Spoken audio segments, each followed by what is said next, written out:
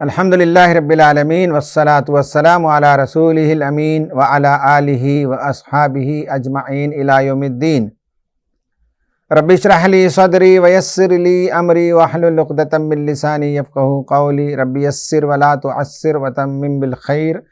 سبحانک لا علم لنا الا ما علمتنا انک انت العلیم الحکیم۔ آن لائن تربیت گاہ کے عزیز شرکا، خواتین و حضرات، آج میرا موضوع ہے قرآن میں تاثیر کہاں ہے۔ یہ سوال میرے ذہن میں مدتوں سے ہے۔ عیسائیوں میں جس زمانے میں کچھ بولنے کے لائق ہوئے، اس وقت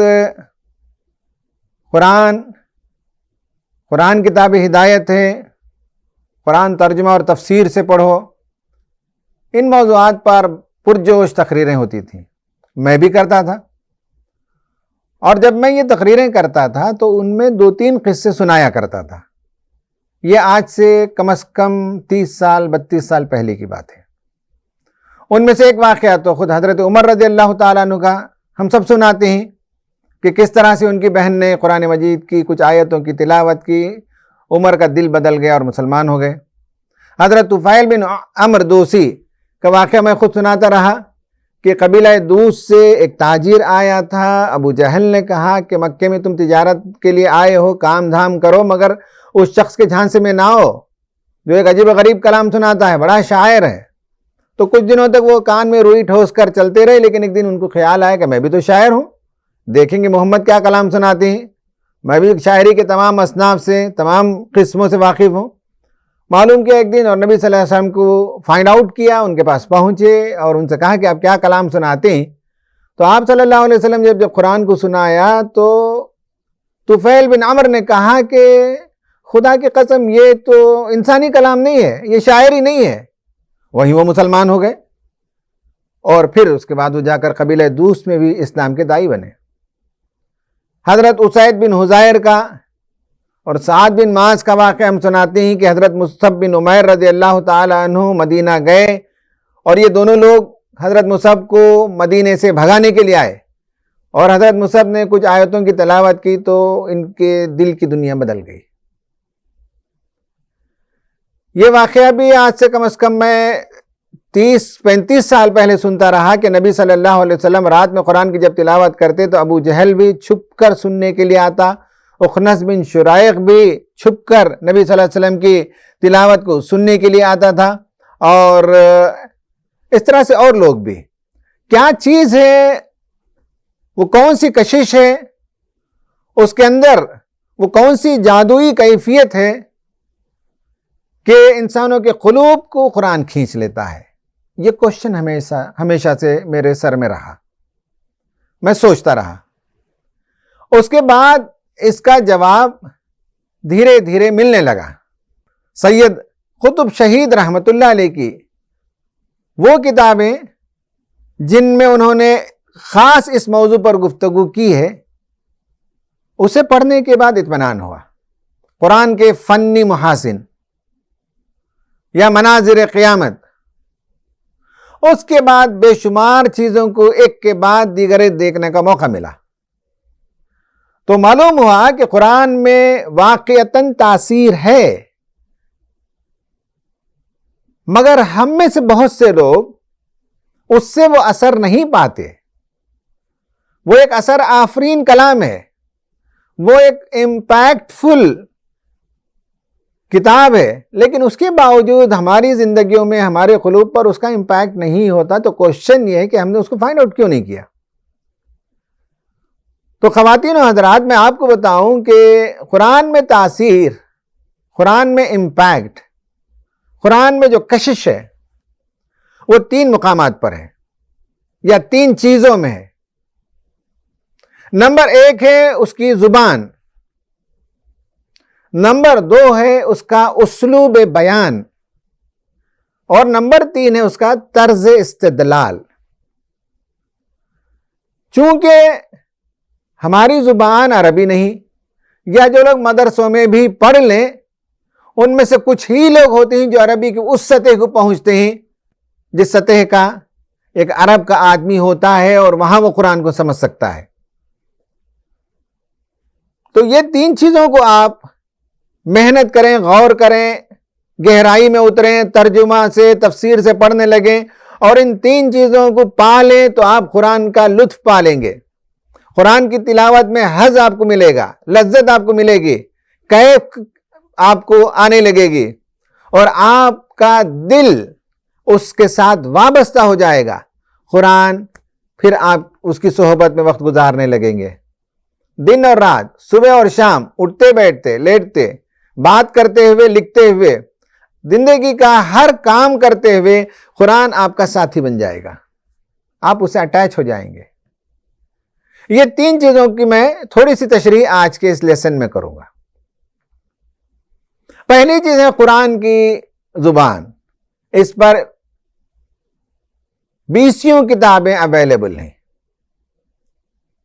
اگر آپ ان کا مطالعہ کریں گے تو آپ کا ذہن واضح ہو جائے گا. پھر جیسے جیسے آپ قرآن پڑھنے لگیں گے آپ ان سے متاثر ہونے لگیں گے, ان باتوں سے. نمبر 1 ہے قرآن کی زبان بڑی شاندار. اس کے اندر دلوں کو کھینچ لینے کا جذبہ ہے. ایسی صلاحیت اس کے اندر موجود ہے. اب آتے ہیں زبان میں. پہلے حروف, اس کے بعد حروف, اس کے اندر تاثیر ہے. پھر حروف سے لفظ بنتا ہے. تو الفاظ کے استعمال میں قرآن اپنے اندر تاثیر رکھتا ہے. پھر اس کے بعد اس کے جملے بنتے ہیں, اس میں بھی قرآن میں تاثیر ہے. پہلے آپ حروف کو اگر لے لیں فار ایگزامپل, تو حروف مقطعات ہم جانتے ہیں. بچپن سے ہم نے یہی پڑھا ہے کہ اس کا مطلب سوائے اللہ تعالیٰ کے کوئی اور نہیں جانتا. یہ ہمارے ہاں کے ترجموں میں یہ بات بتائی جاتی ہے. لیکن عرب کے اسکالرز جنہوں نے اس پر تحقیق کی ہے, انہوں نے پوری PhD اسی موضوع پر کی ہے کہ قرآن میں تاثیر کہاں ہے, الفاظ میں کہاں ہے, فواصل میں کہاں ہے, حروف میں کہاں ہے, سینٹنسز میں کہاں ہے. یہ سب انہوں نے کام کیا. حروف مقطعات پر انہوں نے تقریباً 14 یا 16 انٹرپریٹیشنز بتائے ہیں. قرآن میں 24 مقامات پر حروف مقطعات آتے ہیں. قرآن میں جہاں جہاں حروف مقطعات آئے ہیں وہاں آپ کچھ چیزوں کو ضرور پائیں گے. جیسے الف لام میم آپ پڑھتے ہیں, کاف ہا یا عین صاد, قاف نون والقلم وما یسطرون. آپ جب یہ پڑھتے ہیں تو کبھی آپ نے غور کیا کہ کیا اس کا مطلب ہے؟ عرب جانتے تھے, عرب کے شعراء جانتے تھے, عرب کے ادیب حضرات جانتے تھے. میں آپ کو آج بتاتا ہوں کہ عربی میں جتنے حروف ہیں, الفابیٹس, اس کے 50% کو وہاں سے نکال کر ان میں رکھا گیا, حروف مقطعات میں. اب ان میں جو لوگ تفصیل میں جا کر سمجھنا چاہتے ہوں وہ جان لیں کہ عربی کے حروف میں بعض حروف قمری ہوتے ہیں, حروف شمسی ہوتے ہیں, بعض ان میں قلقلہ والے حروف ہوتے ہیں, بعض ان میں محموسہ ہوتے ہیں نرم, بعض ان میں شدیدہ ہوتے ہیں قاف طے طا, تو حروف شدیدہ. بعض ان میں حروف بھری ہوتے ہیں جن میں آواز بھر کر آپ اسے نکالتے ہیں, صاد. اس میں بعض حروف مستعلہ ہوتے ہیں, اونچی آواز کے ہوتے ہیں, جن میں قاف بھی ہے اور دیگر الفاظ بھی ہیں. عربی جاننے والے ادیب اور شعراء کو جو چیلنج تھا وہ یہ ہے کہ تم سمجھتے ہو کہ یہ انسان کا کلام ہے, یہ وہی کلام ہے, یہ وہی الفابیٹس ہیں جو تمہاری زبان کے ہیں, ان میں سے آدھا نکال کر یہاں رکھا گیا. الف لام میم کاف ہا یا صاد, الف لام را قاف, یہ پورے نکال لیں تو اس کے آدھے یہاں ہیں. کوشچن یہ ہے, چیلنج یہ ہے کہ قرآن جیسا ایک قرآن لے کر آؤ، قرآن میں جو صورتیں پائی جاتی کم سے کم 10 صورتیں لے آؤ، یہ بھی ممکن نہیں ہے تو کم سے کم ایک صورت لے کر آؤ۔ قرآن کا یہ چیلنج ہے۔ لوگوں سے کہا کہ اگر ہو سکے تو بلا لو اپنے جنات کو، شعراء کو، ادیبوں کو، اور پیش کر دو ایسا کلام۔ نہیں کر سکتے ہرگز۔ تو یہ چیلنج کرنے کے لیے بتایا گیا کہ یہ کوئی انہونی زبان میں نہیں ہے، یہ کوئی ایسی زبان میں نہیں ہے جس سے تم واقف نہیں ہو، یہ تمہاری ہی زبان ہے، یہ وہی الفاظ ہی جس کا سہارا لے کر، جس کا استعمال کر کے تم اپنا کلام سناتے ہو، بناؤ ایسا ایک کلام۔ تو جہاں حروف مقطعات آئیں گے اس صورت کے اندر کفار و مشرکین کو چیلنج کیا گیا ہے۔ دوسری بات، ان حروف مقطعات والی صورتوں میں آپ دیکھیں گے کہ جہاں جہاں یہ حروف آئے ہیں اس صورت کے فوراً، ان الفاظ کے فوراً بعد اس صورت کے اندر کہا گیا کہ یہ قرآن اللہ تعالیٰ کی طرف سے نازل کردہ کتاب ہے، یہ رسول کو ہم نے اس کا امین بنایا ہے، اور ایک دن یہ قرآن کامیاب ہوگا، ایک دن یہ مشن کامیاب ہوگا، ایک دن یہ رسول کامیاب ہوگا۔ رسول کے غلبے کی بشارت ان صورتوں کے اندر ہے۔ جہاں حروف مقطعات آئیں گے اس صورت کے اندر لازماً آپ دیکھیں گے کہ رسول کے غلبے کی بشارت ہے۔ یہ اعجاز ہے۔ لوگ سمجھتے تھے اس زمانے میں، پوچھا ہوگا لوگوں نے الف لام میم کا مطلب کیا، فلاں کا مطلب کیا، اس لیے کہ قرآن پر بہت سے اعتراض ہیں، لیکن قرآن کے اندر کہیں یہ اعتراض آپ نہیں پائیں گے کہ کفار و مشرکین نے کہا کہ تمہارے کلام کے بعض الفاظ ایسے ہیں جس کا کوئی مطلب نہیں ہے، آپ کو نہیں ملے گا یہ۔ وہ جانتے تھے، انہوں نے پوچھا ہوگا، ان کو جواب دیا گیا کہ بنا کے لاؤ ایسی کتاب، بنا کر لاؤ ایسا کلام، ایسی صورت۔ تو حروف کے اندر بڑی تاثیر ہے، حروف کے اندر اعجاز پایا جاتا ہے۔ یہاں سے میں نے شروعات کی ہے گفتگو کی، کیونکہ قرآن کی زبان کے اندر تاثیر ہے۔ اب اس کے بعد میں آپ کو بتاؤں کہ الفاظ کے بعد، حروف کے بعد الفاظ آتے ہیں، ایک نہیں، دو نہیں، سینکڑوں الفاظ بطور مثال پیش کیے جا سکتے ہیں۔ الاتقان فی علوم القرآن، علامہ جلال الدین سیوطی رحمۃ اللہ علیہ کی کتاب، بڑی شاندار کتاب، میری بڑی پسندیدہ کتاب، 2 جلدوں میں اویلیبل ہے۔ اس میں انہوں نے ان سب موضوعات کو ٹچ کیا ہے۔ اس میں بتایا کہ قرآن جب الفاظ استعمال کرتا ہے تو اس کے اندر بھی تاثیر ہے، اس کے اندر بھی اعجاز ہے، اور اس کے اندر بھی زبردست قوت پائی جاتی ہے۔ سوچنے سمجھنے والے ذہنوں کے لیے یہ اپیل کرنے والے الفاظ ہوتے ہیں، چیلنج کرنے والے الفاظ ہوتے ہیں۔ قرآن میں ایسے بہت سے الفاظ ہیں۔ مثال کے طور پر قرآن نے بعض جگہ انسان کا لفظ استعمال کیا، قرآن نے بعض جگہ انس کا لفظ استعمال کیا۔ دونوں ایک ہی ہیں، انسان بھی وہی ہے، انس بھی وہی ہے، لیکن استعمال پر غور کریں گے تو آپ کو حیرت ہوگی کہ بحیثیت ایک نوع کے، بحیثیت ایک نوع کے، ایک اسپیشی کے، قرآن نے جب کہا تو انسان کہا،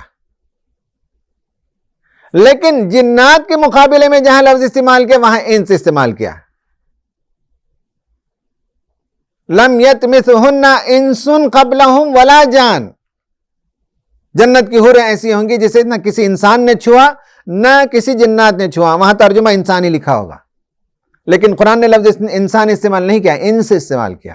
تو جن کے بالمقابل، جن کا مطلب ہے چھپی ہوئی چیز، انس کا مطلب ہے جس سے انسیت پیدا ہو، گھبراہٹ نہ ہو۔ تو قرآن نے صرف لفظ کے استعمال کو ایسا چینج کر دیا کہ غور و فکر کرنے والوں کے لیے اس کے اندر بڑا سامان موجود ہے۔ اٹریکٹ ہو گئے لوگ، واہ بھائی واہ کیا کلام ہے۔ رؤیا اور حلم دونوں خواب کے لیے استعمال ہوتے تھے، لیکن قرآن نے ایسے استعمال کیا۔ رؤیا جب کہا تو اس میں بامعنی خواب ہے، اور حلم جب لفظ استعمال ہوا تو وہ خواب پریشاں ہیں۔ زوج اور امرات یہ لفظ استعمال ہوا۔ حضرت نوح علیہ السلام کی بیوی، لوط علیہ السلام کی بیوی کے لیے قرآن نے امرا کا لفظ استعمال کیا، یعنی وہ ان کی بیوی لیگلی ہے، یا آپ کو آسان زبان میں کہوں تو بیڈ میٹ ہے۔ لیکن جو بیوی شوہر دونوں ایک جان، دو غالب ہو جائیں، دونوں میں یکسانیت ہو، دونوں میں انسیت ہو، دونوں میں محبت ہو، مودت ہو، یگانگت ہو، وہ یوں چلیں جیسے کہ ایک گاڑی کے دو پہیے ہیں، تب وہ صرف بیڈ میٹ نہیں ہوتے، سول میٹ ہو جاتے ہیں۔ تو قرآن نے ان کے لیے زوج کا استعمال کیا، پیر کا استعمال کیا۔ پیر کا مطلب یہ ہے کہ دونوں مل کر ایک کہانی بناتے ہیں، ایک کی کمی دوسرے سے پوری ہوتی ہے۔ ایسی بیوی جس سے مرد، یا ایسی اور ایسا شوہر جس سے بیوی، دونوں کے اندر فکری، ذہنی اور روحانی امتزاج نہ ہو، تو وہ بیڈ میٹ کے علاوہ کیا ہیں؟ اس لیے لفظ امرات استعمال کیا جہاں وہ بیڈ میٹ ہیں، اور جہاں وہ سول میٹ ہیں وہاں قرآن نے زوج کا لفظ استعمال کیا۔ قرآن نے لفظ استعمال کیا نون والقلم وما یسطرون۔ نون قسم ہے قلم کی، اور وہ جو لکھتے ہیں، ترجمہ آپ دیکھ لیجئے، سب نے وہی لکھا ہے، وما یسطرون، حالانکہ وما یکتبون ہونا چاہیے۔ قسم ہے قلم کی اور اس چیز کی جو وہ لکھتے ہیں، یکتبون ہونا چاہیے تھا، یسترون ہے۔ یسترون سطر سے ہے، لائن سے ہے۔ اس زمانے کے لوگوں نے سمجھا ہوگا کہ چونکہ لائن میں لکھتے تھے، اس زمانے کا کاتب پہلے لائن لگاتا تھا اور اس کے بعد اس لائن میں لکھتا تھا۔ لیکن آج سمجھ میں آتا ہے کہ جب آپ پرنٹر میں کوئی چیز دیتے ہیں، کمانڈ دیتے ہیں، خواہ وہ انک جیٹ ہو یا کوئی اور پرنٹر ہو، وہ کرتا کیا ہے؟ ٹٹر ٹٹر ٹٹر ٹٹر ٹٹر ٹٹر سطر کھینچتا ہے، لائن کھینچتا ہے، اور لائن کھینچنے میں پورا مضمون لکھ دیتا ہے۔ وہ قرآن نے ایک ایسا لفظ استعمال کیا جو نزول قرآن کے 1400 سال کے بعد بھی بالکل ایپٹ ہے، بالکل موزوں لفظ ہے۔ وہ قرآن کے ایک ایک لفظ میں اگر آپ غور کرنا شروع کریں گے تو ایسی پیاری کشش، ایسی پیاری باتیں ذہن و فکر کے دریچوں کو کھول دینے والے ہوتے ہیں۔ تو یہ جو ہے اس کے الفاظ میں تاثیر۔ اب میں آپ کو بتاتا ہوں ایک اور چیز، الفاظ میں ایک وجوہ، ایک نظائر، دو کو یاد رکھیے۔ وجوہ کا مطلب ہے قرآن ایک لفظ استعمال کرے گا الگ الگ الگ الگ جگہ، لیکن اس کے 15 معنی، 20 معنی، 25 معنی ہوتے ہیں۔ لفظ ایک ہے۔ مثال کے طور پر میں آپ کو بتاؤں، ہدا، ہم تو ہدا کا مطلب صرف ہدایت لیتے ہیں۔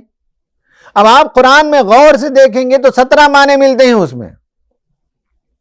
راستہ بھی ہے، رہنمائی بھی ہے، رہبری بھی ہے، منزل بھی ہے، کامیابی بھی ہے، بے شمار معنی ہیں۔ 17 معنی علامہ جلال الدین سیوطی نے بتائے ہیں۔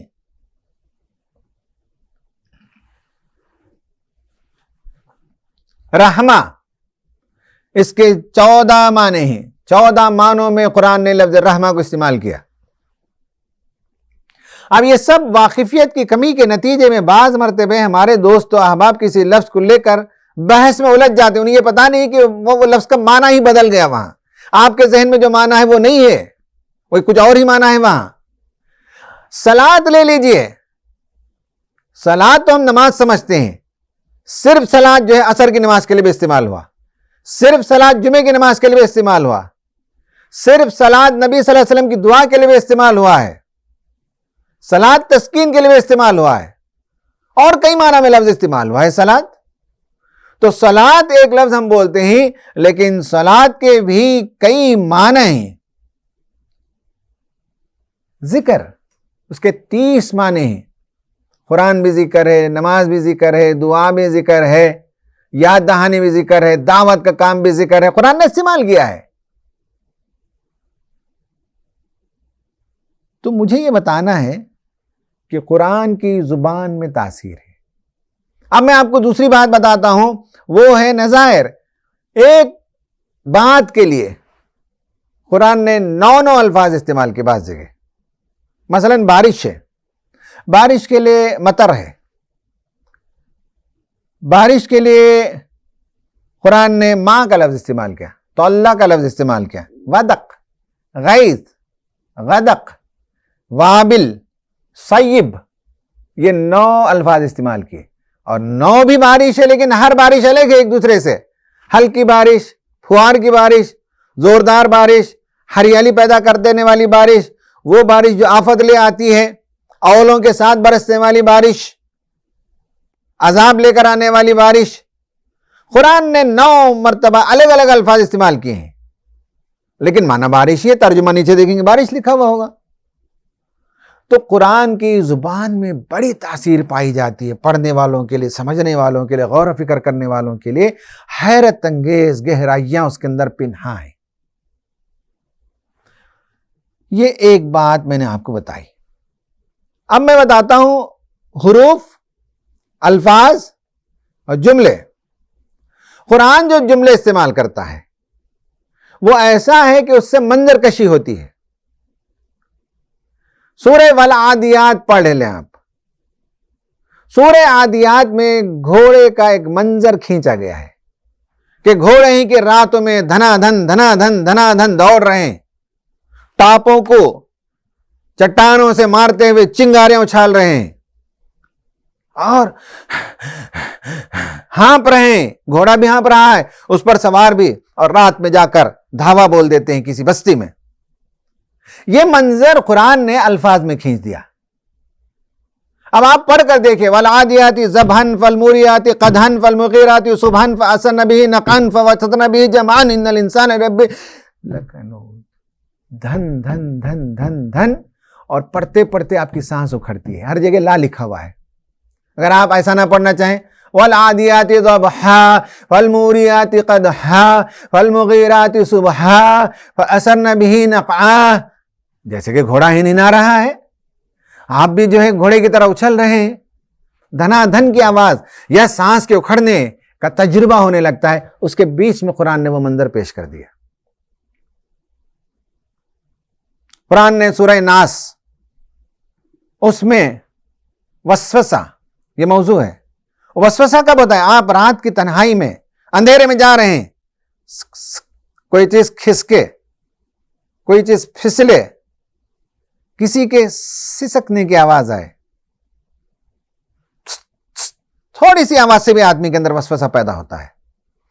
یہ پورا سین سے ہوتا ہے، کھسکنا، پھسلنا، اور یہ جو ساؤنڈ کی آواز ہے، اس سے طبیعت کے اندر بےقراری ہوتی ہے، ڈر شروع ہوتا ہے اور لگتا ہے کہ صاحب کچھ ہو رہا ہے۔ قرآن نے کہا قل اعوذ برب الناس ملک الناس الہ الناس من شر الوسواس الخناس الذی یوسوس فی صدور الناس من الجنۃ والناس۔ کی صدا ہے، گویا کہ ایک منظر کریٹ ہوا، اور اس کے بیچ میں اب اللہ تعالیٰ سے پناہ چاہتے ہیں کہ پروردگار پناہ دے، وسوسے سے پناہ دے۔ یہ وسوسے سے پناہ مانگنے کے لیے وسوسے کا ماحول پیدا ہو گیا۔ تبت یدا پڑھ لیجیے آپ، کیا کرتا تھا ابو لہب، اس کی بیوی ابو لہب کی کیا کرتی تھی؟ رسول اللہ جب فجر کی نماز کے لیے جانا چاہتے تھے، لکڑی کانٹے لا کر دھپ دھپ دھپ آپ کے گھر کے سامنے ڈال دیتی تھی۔ اور لاتی کیسے تھی؟ جنگل سے کاٹ کر کھینچ کر لاتی، دس دس دس دس دس دس دس کھینچ کر لاتی تھی، اور رسول اللہ کے گھر کے سامنے دھپ دھپ سے پھینک دیتی تھی۔ ابو لہب کی موت ہوئی، سڑان بدبو ہو گئی۔ کیا کیا اس کے بچوں نے؟ ہاتھ سے اٹھا کر تھوڑی دفنایا، انہوں نے کچھ لوگوں کو رکھا اور کہا کہ اس لاش کو دفنا دو، انہوں نے دور سے بھانسوں سے لکڑیوں سے لاش کو دھپ سے گرا دیا قبر کے اندر۔ یہ فیلنگ کریٹ کرتی ہے سورہ لہب۔ تبت یدا ابی لہب، تبت یدا ابی لہب وتب ما اغنی عنہ مالہ وما کسب سیصلی نارا ذات لہب وامرأتہ حمالۃ الحطب فی جیدہا حبل من مسد۔ آپ دھپ دھپ ست ست کی صدا سنیں گے اس صورت کے اندر، جو پیورلی اس پورے ماحول اور کردار سے مناسبت رکھنے والے جملے ہیں۔ جب ہم اس طرح سے پڑھنے لگتے ہیں تو منظر دیکھتے ہیں، ابو جہل، ابو لہب نے کیا کیا، اس کی بیوی نے کیا کیا، اس کا انجام کیا ہوا، اس ساری چیزوں کو پیش کرنے کے لیے قرآن نے ایسے الفاظ استعمال کر دیے۔ تو میرا کہنے کا مطلب یہ ہے کہ اگر قرآن کو ہم اس پہلو سے پڑھنے لگیں گے کہ کیا الفاظ استعمال ہوئے، کیا حروف استعمال ہوئے، کیسے جملے استعمال ہوئے، فواصل جس پر سورت ختم ہوتی ہے، ان سب کے اندر بھی ایک معنی ہے۔ دوسری چیز ہے قرآن کے اسالیب۔ قرآن میں تاثیر کہاں ہے؟ اس کی زبان میں، اس کے اسالیب میں، اس کے پریزنٹیشن کے طریقوں میں، اس کے لٹریری آرٹ اور بیوٹی میں۔ پہلا تو ہے ساؤنڈ آرٹ، دوسرا ہے لٹریری آرٹ۔ پہلا ہے ساؤنڈ کی بیوٹی اور دوسرے میں ہے لٹریچر کی بیوٹی، جسے ہم کہتے ہیں اسالیب قرآن، اسلوب کی جمع ہے۔ ایسے 50 اسلوب ہیں۔ ایک کتاب ہے فنون القرآن، علامہ قدرت اللہ باقوی صاحب کی، اس میں انہوں نے اس پر تفصیل سے گفتگو کی ہے۔ اور بھی بہت سی کتابیں ہیں، جیسے قسمیں ہیں، قرآن نے قسمیں کھائی ہیں، یہ اس کے اسلوب میں سے ایک بہت ہی امپورٹنٹ اسلوب ہے جو سمجھنا چاہیے۔ قرآن نے تمثیل کا زبردست استعمال کیا اور جا بجا تمثیلات بیان کی۔ کہیں کتے کی مثال ہے، کہیں مکڑی کی مثال ہے، کہیں مکھی کی مثال ہے، کہیں اللہ تبارک و تعالیٰ نے گھوڑے کی مثال دی، کہیں گدھے کی مثال دی۔ ایک بات جو علمی اور پیچیدہ ہو اسے اللہ تعالیٰ نے مثالوں میں بیان کر دی۔ میں اس کی طرف آؤں گا۔ تشبیہ، قصص، احتباک، عود علی البدع، تکرار ہے کہ نہیں اس پر بات ہوگی، حذف، جملہ معترضہ، ایسے 50 قسم کے اسالیب ہیں، اسلوب ہیں، لٹریری بیوٹی ہے، جس کے ذریعے سے قرآن انوکھا بن جاتا ہے۔ قرآن کا انداز کلام دنیا کی اور کتابوں کے اندر آپ پا نہیں سکتے، جس میں قسمیں، فار ایگزامپل، قسمیں بہت ہی یونیک ہیں، دنیا کے کسی اور کتاب کے اندر آپ قسمیں نہیں دے سکتے۔ ہم جو قسمیں کھاتے ہیں اس سے بالکل مختلف ہے۔ ہم جو قسم کھاتے ہیں بحیثیت انسان، وہ اس لیے کھاتے ہیں کہ ہمیں کبھی خدشہ ہوتا ہے کہ لوگ ہمیں یہ نہ سمجھیں کہ ہم جھوٹے ہیں۔ ہماری سچائی ثابت کرنے کے لیے ہم قسم کھاتے ہیں۔ قسم سے کہتا ہوں، میں نے یہ کام وہاں ہوتے ہوئے دیکھا ہے، اس لیے کہ کہیں لوگ یہ نہ کہیں کہ آپ نے دیکھا کہ نہیں، تو پتہ نہیں، کسی کی سنی سنائی بات تو عرض نہیں کر رہے ہیں، اس لیے میں کہتا ہوں قسم سے کہتا ہوں، میں نے دیکھا ہے۔ قسم انسان اس لیے کھاتا ہے کہ سامنے والے کا اعتماد حاصل کرے، اسے ڈاؤٹ نہ ہو مجھ پر، میرے جھوٹے ہونے پر اسے ڈاؤٹ نہ ہو۔ یہ قسم میں اس لیے کھاتا ہوں کہ جو چیز میرے نزدیک مقدس ہے اس کا حوالہ دیتا ہوں میں۔ ماں کی قسم لوگ کہتے ہیں، صبح صبح تاجر کے پاس جائیں تو کہیں گے پیسے کی قسم، قرآن کی قسم، کعبے کی قسم۔ صحیح ہے نا؟ قسم تو ایسے ہی کھاتے ہیں۔ آپ بتائیے کہ اللہ تعالیٰ کو نعوذ باللہ کیا خدشہ ہے کہ لوگ اس کی بات جھوٹی بتا دیں گے اس لیے وہ قسم کھائے؟ اور اللہ کے نزدیک کون سی چیز مقدس ہے کہ وہ قسم کھائے؟ ہمارے نزدیک مقدس چیزوں کی ہم قسم کھاتے ہیں۔ اب یہ نہیں سمجھنے کے نتیجے میں مفسرین نے جب قرآن نے کہا والفجر ولیال عشر، 10 راتوں کی قسم کھائی، تو تلاش کرنے لگے مقدس 10 راتیں کون سی۔ مقدس ہونا ضروری نہیں ہے اللہ تعالیٰ کے لیے، اور اللہ تعالیٰ قسم اس کے لیے کھاتا ہی نہیں ہے کہ لوگ اسے جھوٹا کہیں گے، نعوذ باللہ۔ قسم جب قرآن کھاتا ہے تو وہ شہادت کے لیے، گواہی کے لیے۔ قسم کے بعد ایک امپورٹنٹ پرنسپل اللہ تعالیٰ بیان کرتا ہے، ایک کلیہ بیان کرتا ہے، ایک اصول بیان کرتا ہے، اور وہ اصول ویری امپورٹنٹ اصول ہے زندگی کے لیے۔ یہ اصول سمجھ میں نہیں آیا؟ اس کو دیکھو، اس کو دیکھو، اس کو دیکھو، تب تم کو سمجھ میں آئے گا۔ یہ ہے قرآن کا طریقہ قسم کھانے کا۔ قرآن قسم کھاتا ہے تو بطور شہادت۔ مثال کے طور پر والعادیات کو لے لیجئے۔ والعادیات میں اللہ تعالیٰ نے گھوڑوں کی قسم کھائی۔ کون سی مقدس چیز ہے؟ کہا کہ دیکھو انسان اپنے رب کا ناشکرا ہے، ان الانسان لربہ لکنود۔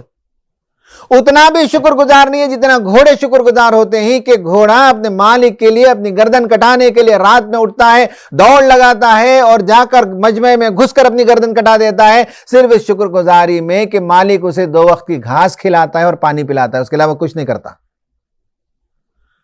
2 وقت کی گھاس اور پانی کے لیے گھوڑے کے اندر جتنی شکر گزاری ہے اتنی شکر گزاری بھی تمہارے اندر نہیں ہے۔ ان الانسان لربہ لکنود۔ رسول اللہ جب محنت کرتے تھے تو لوگ اعتراض کر دیے کہ ایسا رسول ہے کہ کیوں اتنی محنت کر رہا ہے؟ مزے کے ساتھ ہونا چاہیے، سامنے کا پہاڑ چھو کرے تو سونے کا بن جائے۔ رسول ایسا ہو کہ اس کے جلوہ میں آس پاس فرشتے کوڑے لے کر چلیں، جو نہ مانے اسے مار دیں۔ یہ کیا رسول ہے؟ بازار میں چلتا ہے، پھرتا ہے، تجارت کرتا ہے، لوگوں کی مخالفتوں کو سہتا ہے، ایسا کوئی رسول ہے؟ قرآن نے کہا لا اقسم بہذا البلد وانت حل بہذا البلد ووالد وما ولد لقد خلقنا الانسان فی کبد۔ یہی وہ اصول، ہم نے انسان کو مشقت ہی میں پیدا کیا۔ پیٹ سے جب دنیا میں آتا ہے بڑی مشقت کے ساتھ آتا ہے، 1 سیکنڈ یا تو ماں مر جائے یا بچہ مر جائے، بڑے ہی نازک ٹنل سے، برتھ کینال سے وہ آتا ہے، سفوکیشن ہوتا ہے، بلکہ آنے کے بعد سانس نہیں آتی بہت بچوں کو، نرس مار کر اس کے سانس کے سلسلے کو چالو کراتی ہے۔ دودھ پینے لگا تو ٹھسکا لگ گیا، مر سکتا تھا، بڑی دقت ہوتی ہے ہضم کرنے کے لیے۔ پہلی مرتبہ دنیا میں آ کر سانس لیا تو بڑی تکلیف۔ بچہ جب چلنے لگا تو بڑی تکلیف، کتنی مرتبہ گرا۔ سائیکل چلانے لگا تو کتنی مرتبہ زخم کھایا۔ پڑھنے گیا تو اتنی تکلیف، نہ بی سمجھ میں آ رہی ہے نہ ڈی، بی کو ڈی لکھ رہا ہے، ڈی کو بی لکھ رہا ہے، سمجھ ہی میں نہیں آتا کہ کیا کریں۔ کون سا انسان ہے جو چین کی بنسری بجاتے ہوئے آتا ہے اور چین کی بنسری بجاتے ہوئے جاتا ہے؟ ہر انسان مشقت ہی میں ہوتا ہے۔ جسے آپ بادشاہ سمجھتے ہو، جسے تم پرائم منسٹر سمجھتے ہو، جسے تم دنیا کا پاورفل انسان سمجھتے ہو، اسے بھی اپنی کرسی بچانے کے لیے 24 گھنٹے محنت کرنی پڑتی ہے۔ تم رسول کے بارے میں کہتے ہو، سمجھ میں نہیں بات۔ لا اقسم بہذا البلد، اس مکہ کو دیکھو کیسے آباد ہو گیا جس میں تم مزے کی زندگی بسر کرتے ہو۔ ووالد وما ولد، ایک باپ تھا، ایک بیٹا تھا، بیٹے نے ایڑیاں رگڑی پانی کے لیے، سروائیول کے لیے، ماں تھی جو دورے لگاتی تھی، باپ تھا کہ کبھی آتا کبھی چلا جاتا۔ کتنی دقت کے ساتھ گرم گرم پتھروں کو جوڑ کر کعبہ کی دیوار انہوں نے اٹھائی۔ دھیرے دھیرے قافلے آتے گئے، بستے گئے، اور ایک دن آیا کہ آج مکہ جو ہے وہ ام القریٰ ہے، آس پاس کی ساری عرب دنیا میں کیپٹل سٹی مانا جاتا ہے۔ کیسے بن گیا؟ لا اقسم بہذا البلد، میں قسم کھاتا ہوں شہر مکہ کی، باپ کی اور بیٹے کی قسم، یعنی گواہی میں پیش کرتا ہوں، کعبۃ مکہ گواہ ہے، ابراہیم گواہ ہے، اسماعیل گواہ ہے۔ یہ ہے قسمیں کھانے کا مطلب۔ اسی طرح اور بہت سے اسالیب ہیں، ان میں سے ایک اسلوب بیان کرتا ہوں، وہ ہے احتباک، انٹر اوون۔ فَأَمَّا مَنْ أُوتِيَ كِتَابَهُ بِيَمِينِهِ فَسَوْفَ يُحَاسَبُ حِسَابًا يَسِيرًا وَيَنْقَلِبُ إِلَىٰ أَهْلِهِ مَسْرُورًا وَأَمَّا مَنْ أُوتِيَ كِتَابَهُ وَرَاءَ ظَهْرِهِ فَسَوْفَ يَدْعُو ثُبُورًا وَيَصْلَىٰ سَعِيرًا إِنَّهُ ظَنَّ أَن لَّن يَحُورَ۔ اور بھی آیتیں آتی ہیں۔ آپ ٹیبلر کلم بنائیے، پین اور پیپر لے کر بیٹھیے۔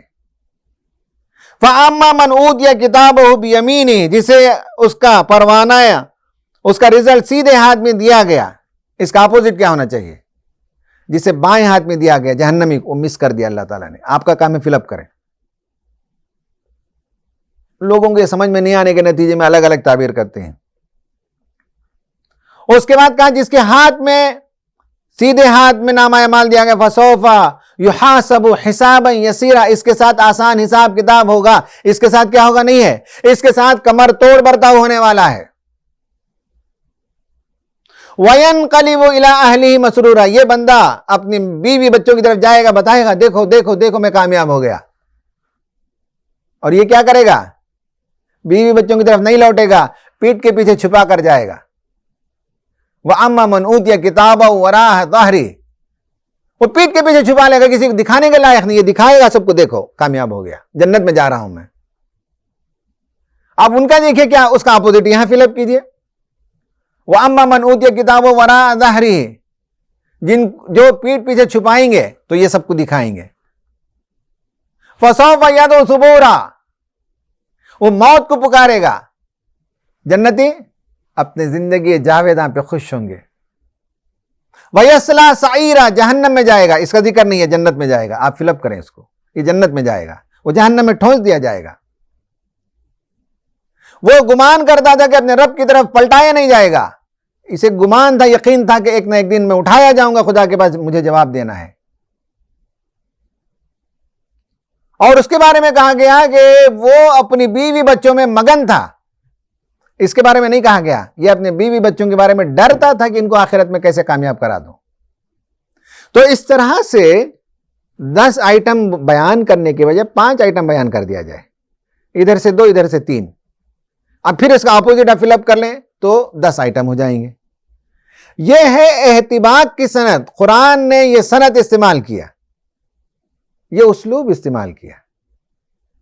یہ سب ہائیلی انٹلیکچوئل چیزیں تھیں جو کامن مین کو بھی سمجھ میں آتی تھی, فوراً متاثر ہوتے تھے قرآن کے. حیرت انگیز کلام. میرے پاس وقت نہیں ہے کہ میں آپ کو اور تفصیل بتاؤں, میں نے صرف 2 باتیں کی ہیں, اور ویسے اور بہت سی چیزیں جو آپ کو بتانے کی ہیں. اور آخر میں اس کا طرز استدلال, اس کا میتھڈ آف آرگیومنٹ, اس کی لنگوسٹک بیوٹی, اس کی لٹریری بیوٹی, اور اس کا آرگیومنٹ کا طریقہ.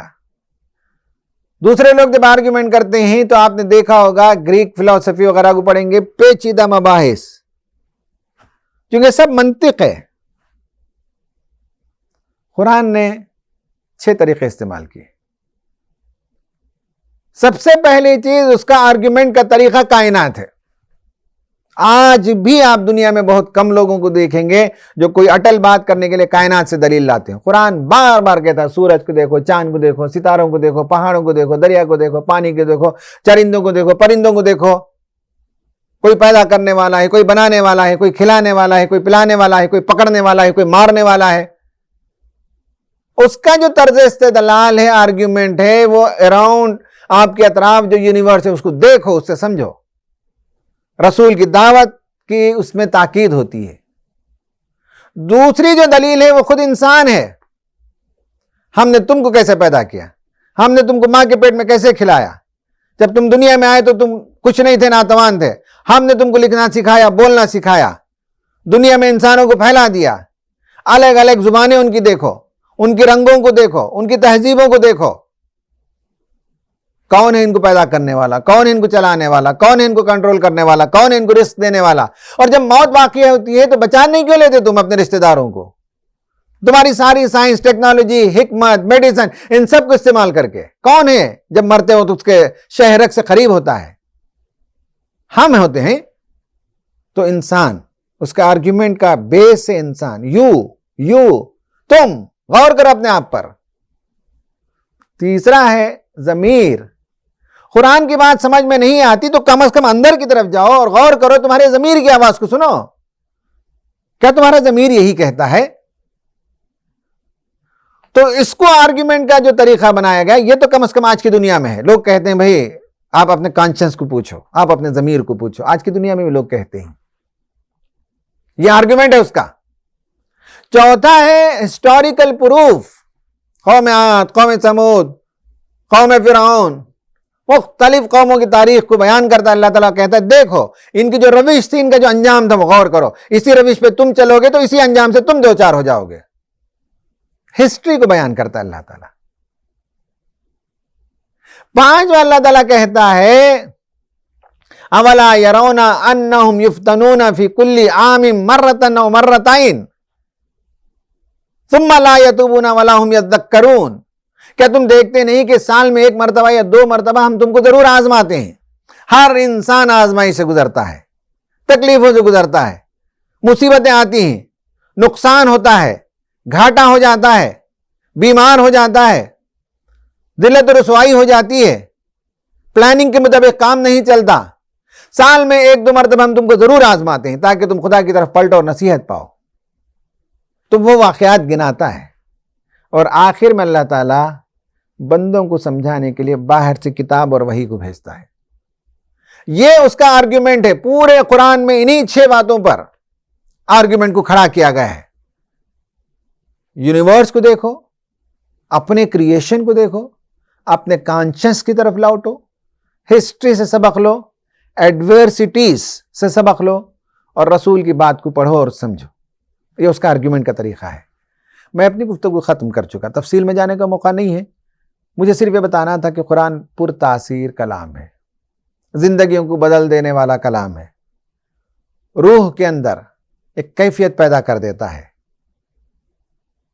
اور جس کے نتیجے میں انسان ایلیویٹ ہو جاتا ہے، بلند ہو جاتا ہے، چیزوں کو اوپر سے دیکھنے کا عادی ہو جاتا ہے، وائڈر پرسپیکٹیو میں چیزوں کو دیکھتا ہے، اس کا گلانس، اس کا لینس وائڈر ہو جاتا ہے، اس کا ہورائزن وائڈ ہو جاتا ہے، بہت بڑی سطح سے وہ چیزوں کو دیکھنے لگتا ہے۔ لیڈرشپ کے لیے بہت ضروری ہے یہ وسعت، یہ میگنیٹیوڈ بڑا کر لینا، یہ وسعت کے ساتھ چیزوں کو دیکھنا، بلندی سے چیزوں کو دیکھنا لیڈرشپ کے لیے بہت ضروری ہے، اور قرآن کے بغیر یہ چیزیں پیدا نہیں ہوتی۔ قرآن کی زبان میں تاثیر ہے، قرآن کے اسلوب میں تاثیر ہے، اور قرآن کے طرز استدلال میں تاثیر ہے۔ اللہ تعالیٰ سے دعا ہے کہ اللہ تعالیٰ ہم کو قرآن اس طرح سے پڑھنے اور اس سے تاثیر پانے کی توفیق عطا فرمائے۔ آمین۔ وآخر دعوانا ان الحمد للہ رب العالمین۔